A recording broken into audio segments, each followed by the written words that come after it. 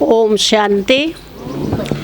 આપણા સર્વના સદગતિદાતા પતિત પાવન એવા પ્રભુ પિતાના સંતાન સ્ટેજ ઉપર બિરાજમાન આપણા સર્વના પ્યારા દીદીજી, સર્વ ટીચર્સ બહેનો, આજે આમંત્રિત મહેમાનો પધાર્યા ટીચર્સ બહેનો છે.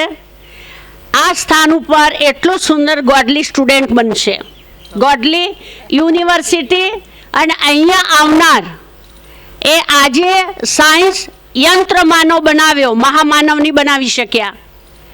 આ સ્થાન ઉપર જે આવશે એ મહામાનવ બનાવવાનું કાર્ય આપણા દરેકના પરમપિતા શિવ પરમાત્મા, બ્રહ્માકુમારીઓના શિવ બાબા નથી, એક સંપ્રદાયના પિતા, આખી વિશ્વની તમામ ધર્મની આત્માઓના પિતા છે ભગવાન નિરાકાર, જે આ દુનિયા ઉપર આવી ગયા છે.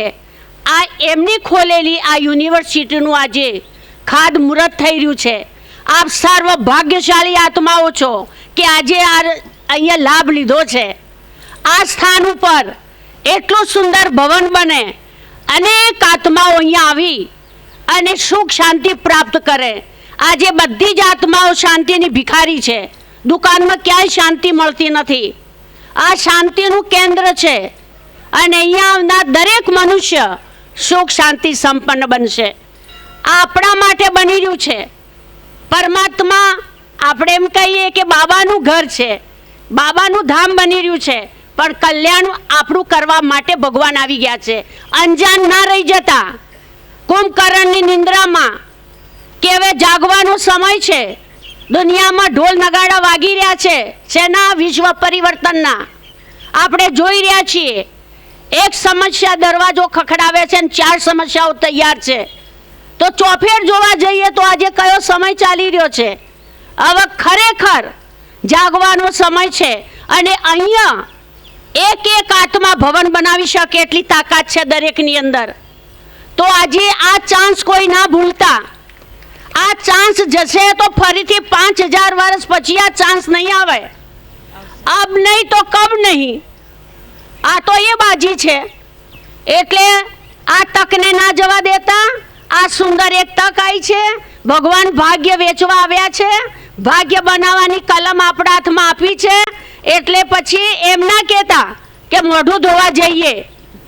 હા, એટલે મોઢું ધોવા જવાની વાત નથી. એ વાણીઓ મોઢું ધોવા ના ગયા ને આપણે મોઢું ધોવા ગયા. હા, એટલે ખરેખર જોવા જઈએ તો એમ કહેવાય કે ભગવાન ભાગ્ય વેચવા આવ્યા હતા ત્યારે હું શું કરતો હતો? એટલે જાગતા રહેજો. આ ત્રીજું નેત્ર ખોલવાની જરૂર છે. હજી સમયને ઓળખો, સમયની પુકાર છે. હજી સમય એવો આવી રહ્યો છે. આજ બાબા એમણે 2 દિવસની બોરલીમાં શાહુકારો કો ભી અનાજ નહીં મિલેગા. આજે ખેડૂતોને શેર બાજરી પાકી નથી કે શેર કઠોળ પાક્યું નથી.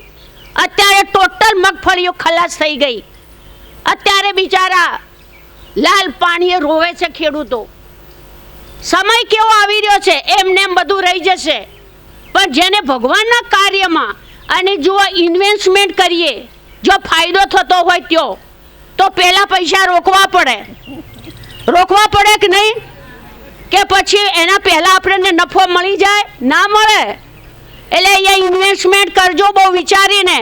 એક જન્મ નહીં, ભગવાન તો આખા કલ્પ અને એનું એ પદમ ગણું વ્યાજનું વ્યાજ સહિત પદમ ગણું પાછું આપશે.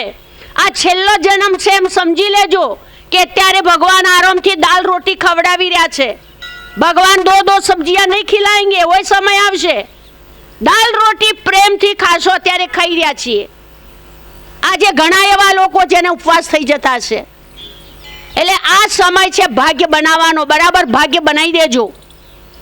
અને જે આ સમય પાછો કયો છે? 21મો જન્મ. સતયુગનો આ જન્મ શરૂ થઈ ગયો છે. એક કરશો પદમ આ યુગને વરદાન છે.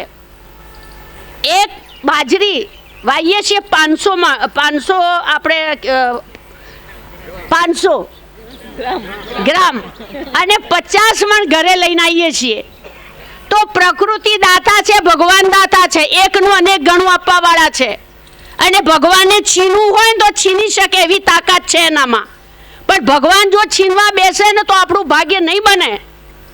પણ જે ભાવનાથી બીજ વાવશે ગુપ્ત રીતે, હંમેશા જમીનમાં જ્યારે બિયારણ વાઈને ખાડામાં કરીને આવીએ ત્યારે છોડ ઉગે છે ને બિયારણ ઘરે મોજ્યું આવે છે.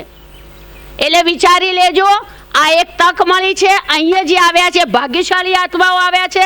અને હજી તો આટલું મોટું મહેસાણા, કેટલી આત્માઓ બાબાથી વંચિત છે. દરેકને સહારો આપવાનો છે. ભગવાન ભાગ્ય વેચવા આવ્યા છે. તો દરેક આત્માઓ કોઈ વંચિત ન રહી જાય. આપણને મળ્યું બધાને મળે એવી શુભ ભાવનાઓ રાખજો. આગળ જે વડીલો બેઠા છે એમને તો વિશેષ આ કાર્યમાં જોડાવાનું છે. હા, બરાબર. ઓમ શાંતિ.